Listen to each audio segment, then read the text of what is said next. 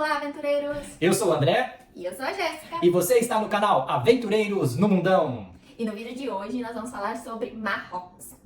Nós vamos falar num roteiro de 8 dias, passando pela cidade de Agadir, Marrakech e o deserto do Saara. Vem com a gente. E neste vídeo nós vamos compartilhar este roteiro com vocês, além de dicas de transporte, acomodação, lugares para visitar, história e também o que você não pode comer lá. Vem com a gente, roda a vinheta!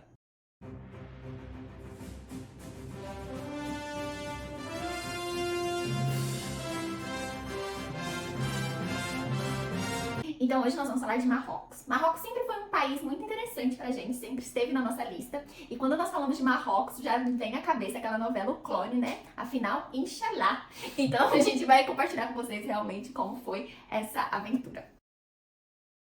Então, depois dessa festa toda, no outro dia, nós tomamos um café da manhã delicioso. Também já acordamos com aquele cheirinho de café da manhã tradicional deles para o próximo dia de aventura. Nesse dia, nós íamos dormir no deserto, então foi bem legal. E a gente tomou o café da manhã lá, né, André? Pois é, então assim, como nós falamos lá no início do vídeo, né? O que comer, o que não comer em Marrocos, tomar muito cuidado. Eu sou da opinião seguinte, nós temos que experimentar tudo aquilo que a gente tem vontade, mas é claro, com muita moderação e com consciência, né? Como eu disse, eu tomei os chás, eu comi algumas comidas, tanto lá na feira, lá o souk, né? Também o tagine e outras comidas típicas deles, né? Mas nesse dia, no café da manhã, eu estava super empolgado, ia pro deserto, falei, vou reforçar o café da manhã, né? E ali eu tomei um leite, e o leite das vaquinhas marroquinas não caiu muito bem. Foi, sim, eu tomei o leite, acho que o leite ele tinha sido fervido, né, provavelmente, né, mas ele caiu no meu estômago, cerca de 30 minutos depois foi o caos instalado, realmente, né, eu passei muito mal, com muita diarreia, e foi uma situação muito difícil, porque saindo dali, eu já entrei na van, nós já entramos na van, né, e tava tudo bem, e eu comecei a passar mal dentro da van. E aguardando qual seria o primeiro ponto turístico que nós íamos descer para eu procurar algum, não sei, Um banheiro, né, um posto, um banheiro, né? E foi. Andamos ali por cerca de 1 hora para a primeira parada, né? Para descermos do ponto turístico. E eu na torcida, agora vai, vou achar um posto de combustível, vou achar um restaurante, alguma coisa. Gente, vocês não acreditam. O primeiro passeio era no meio do mato. Eu não lembro do nome, depois pode colocar, que era no meio do mato. A hora que parou ali, eu falei assim, meu Deus! Olha, foi algo assim, desesperador. Porque imagine todo mundo descendo da van, você tendo que descer e você, assim, né? Segurando porque você precisava ir no banheiro. E aí, pessoal, aí era um caminho de trilha mesmo no meio do mato assim, e aí eu fui atrás do grupo. Eu fui atrás do grupo porque eu parava toda hora e eu saía correndo para procurar algum local porque, nossa, foi uma sensação muito difícil, foi algo muito, olha, muito difícil mesmo, né? Então assim, as pessoas que estavam no grupo foram muito pacientes, né? Entenderam, o guia também, por mais que ele falava, você tem que pedir, você tem que me avisar que você tá saindo, né? Eu falei, mas que jeito que eu vou avisar, né? Eu só tinha uma troca de roupa e na verdade minha roupa nem tava ali, né? Eu tinha que sobreviver. É isso, né? Como a gente fala sempre na nossa viagem, a gente tem que sobreviver. Então assim, foi muito difícil, mas graças a Deus deu tudo certo. Aí o guia falou assim, olha, nós vamos terminar aqui, vê se você consegue, né, sobreviver, a gente vai encontrar uma farmácia e aí eu vou com você, você compra um remédio para cortar a sua diarreia. E aí, gente, foi assim, umas 4, 5 horas de muito sofrimento, realmente, porque fui muitas vezes ali no meio do mato, literalmente, e você não estava preparado para nada disso, né? Bom, e aí então nós fomos da farmácia e deu tudo certo, compramos um remédio. Tem um remédio até hoje, remédio muito bom, que realmente tomei e resolveu os meus problemas e eu consegui curtir e aproveitar o passeio. Então, gente, cuidado com o que você come, porque ao contrário do André, eu não gosto muito de experimentar, porque o meu estômago, o meu intestino, ele é atrapalhado até com água, então eu só tomo água comprada, então água de torneira, água filtrada assim, de bebedouro, assim, eu não tomo. Então eu não tomei esse leite, né? Então graças a Deus eu não passei mal, mas porque realmente eu não me arrisco nesse sentido. Eu até me arrisco em algumas comidas, mas quando eu estou num ambiente que eu sei que se der ruim, eu tenho um banheiro, porque em viagens assim, realmente eu prefiro ficar com o McDonald's, com o KFC. E também, assim, eu opto mais pelas comidas que eu sei que vai no fogo, porque eu sei que ali a chance de dar ruim é menor, né? Porque eu sei que o meu intestino é muito complicado. Mas não quero dizer que o leite estava estragado. Não, porque ele foi fervido. Não tô dizendo isso. Tô dizendo que, sei, o leite das vaquinhas marroquinas não caiu muito bem no meu estômago. Tem toda essa questão, cada um é cada um, até porque só ele passou mal, os outros não passaram. Então, assim, Exatamente. cada um reage de uma forma. Eu sei como eu sou, então eu não me atrevo. Mas se você tem essa facilidade, assim, não passar mal com nada, então vai. Mas depois dessa, o André ficou meio traumatizado, né, gente? deu uma segurada. Porque, imagina. Mas não muito, né? A gente foi tocando. Porque teve outras situações, é claro.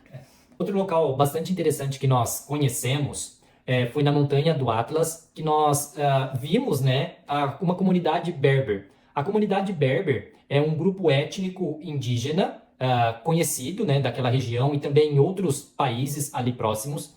Eles têm uma característica muito grande de serem resistentes e terem uma facilidade de adaptação a condições climáticas e geográficas intensas. Essa comunidade berber, ela mantém ali as suas tradições, o seu respeito aos ancestrais e muitas vezes vivem ali daquilo que plantam e também de artesanato. E é interessante que nós estávamos ali e no momento em que nós estávamos gravando, né, algumas crianças, né, foram até ali ver o que estava acontecendo, porque é uma comunidade realmente que ela fica um pouco mais isolada. E outro ponto interessante é que normalmente dentro da família, o marido, ele sai para trabalhar e como o guia nos falou, ele fica ali às vezes 9 meses, 6 meses trabalhando em um local distante. Ele sai, vai a pé, ele encontra um local que é o melhor para ele trabalhar, seja para plantação, para agricultura. Ele fica ali 6 meses e aí depois ele volta, né, com dinheiro para que ele possa ali dar sequência ali na sustentação da família dele. Então isso foi muito interessante. Nós vimos também essa cultura. As casas são bem diferentes, né? Vocês vão ver no vídeo. Então foi um dos pontos fortes também do nosso passeio. Então, depois desse local, nós seguimos para Mersoga, que é realmente o deserto de areia. Aí nós estávamos indo e tem um ponto de parada antes de realmente entrar nas areias ali. E aí, nesse ponto de parada, nós descobrimos, né? Foi nesse momento, viu, gente? Nós descobrimos que a tenda que nós íamos ficar não dava pra tomar banho. E a gente não tinha se programado pra isso. E o André tinha acabado de ter diarreia, viu? E assim, a gente não sabia, a gente ficou sabendo lá. Porque nós éramos os únicos da van que tinha pegado a parte que não tinha. Porque existe dois tipos de passeios, né? Um, que é essa tenda que tem banheiro, mas não dá pra tomar banho, é uma suíte. E tem a tenda de luxo, que é uma suíte, aí dá pra você tomar banho e tal. Aí você já imagina qual que a gente ficou, né? Na que não tinha como tomar banho. Então, assim, a gente sobreviveu, deu tudo certo, e foi mais barato. Então, assim, quem quer ficar sem tomar banho um dia depois de uma diarreia? Pois é. Então, nós fomos para essas dunas de areia em Mersoga, que é bastante famosa ali na região, né, de Marrocos, porque é a parte realmente que você tem as dunas de areia. Porque quando nós falamos de deserto, nós já imaginamos essas dunas de areia, mas não é necessariamente isso, né?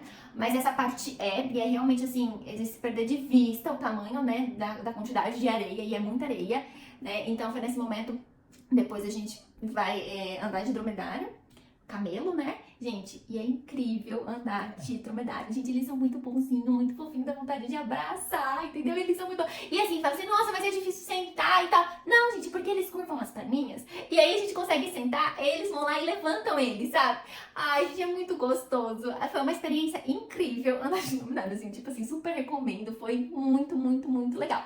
E aí, o camelo leva a gente até no meio, realmente, dessas dunas de areia. Aí lá a gente pode fazer snowboard, né? Aquele surf na areia, curtir realmente as areias, fazer foto, fazer tudo que a gente quiser realmente e ver o pôr do sol. Nossa, gente, o pôr do sol ali naquelas dunas de areia é coisa assim surreal de lindo, assim, muito lindo mesmo.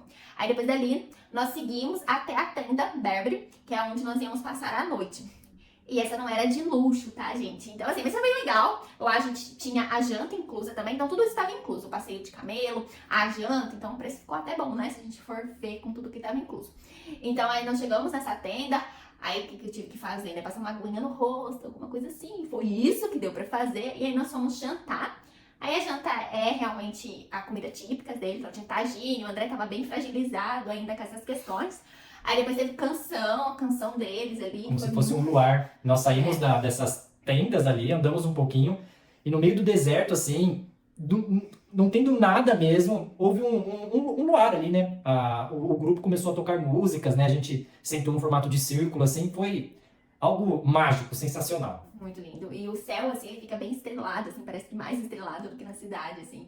E muito bonito. Aí tinha uns tapetes, assim. Eu, pra falar a verdade, fiquei meio com medo, né? Porque disseram que tinha cobras na areia, Escorpião. Escorpião e tal. Fiquei meio assim, né? Porque tava escuro e tal. Mas assim, tava com tapete, tinha aquele tanto de gente, aquele barulho. Eu falei assim, eu acho que os animais devem se afastar. E foi dito e feito. Ninguém viu o escorpião, ninguém viu cobra, todo mundo curtiu aquele momento ali. Foi muito gostoso, assim. É um momento mágico. Acho que foi o ápice da viagem, realmente, pra Marrocos. É esse momento. Seja na tenda de luxo ou na outra que a gente realmente ficou, foi muito legal mesmo.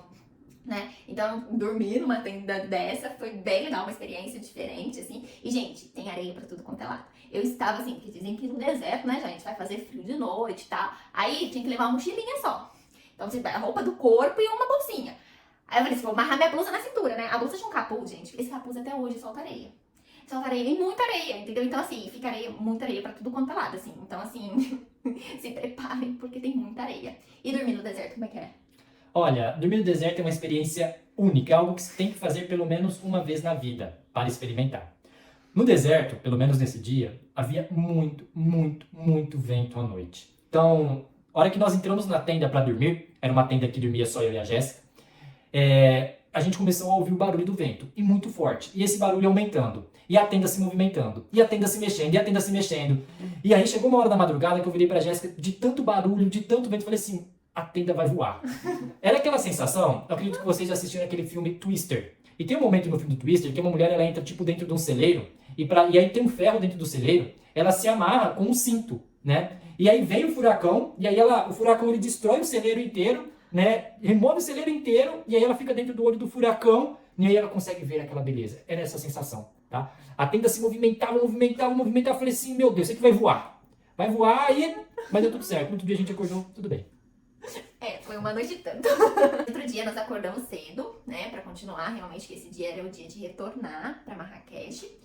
E a vantagem da gente realmente ficar nessa tenda foi que nós voltamos de camelo lá pra esse alojamento, pra esse ponto de apoio que tem no início do passeio. Quem foi na tenda de luxo voltou de caminhonete, entendeu? E não se sujou, não pegou areia, nem nada. Mas eu achei muito legal, porque eu falei pra vocês, foi muito legal. E aí, gente, né, esse vento todo permaneceu pela manhã. Gente, foi uma experiência. Porque eu já tava meio desesperada, porque eu tenho que ficar apressando o André, né? Aí eu fiquei lá apressando o André, e o André lá, tipo assim, tentando entender o que tava acontecendo. De repente bateu a cabeça no portão, entendeu? Aí de repente eu saí da tenda, assim, gente. Vocês não têm ideia do que era aquela chuva de areia. Olha, eu me senti realmente no filme. E eu achei que eu não fosse dar conta. Mas assim, teve uma hora que eu tava. Aí você tinha que subir uma duna, assim, pra você ir até os camelos. Nessa hora que eu estava subindo, eu assim. A duna devia ter uns 30 metros de altura. Gigante. E aquele vento. Então aquela areia vinha, e vinha, e vinha. Teve uma hora que eu olhei, eu não vi o André. Eu falei, pronto, o André foi e me deixou. Aí de repente ele tava do meu lado.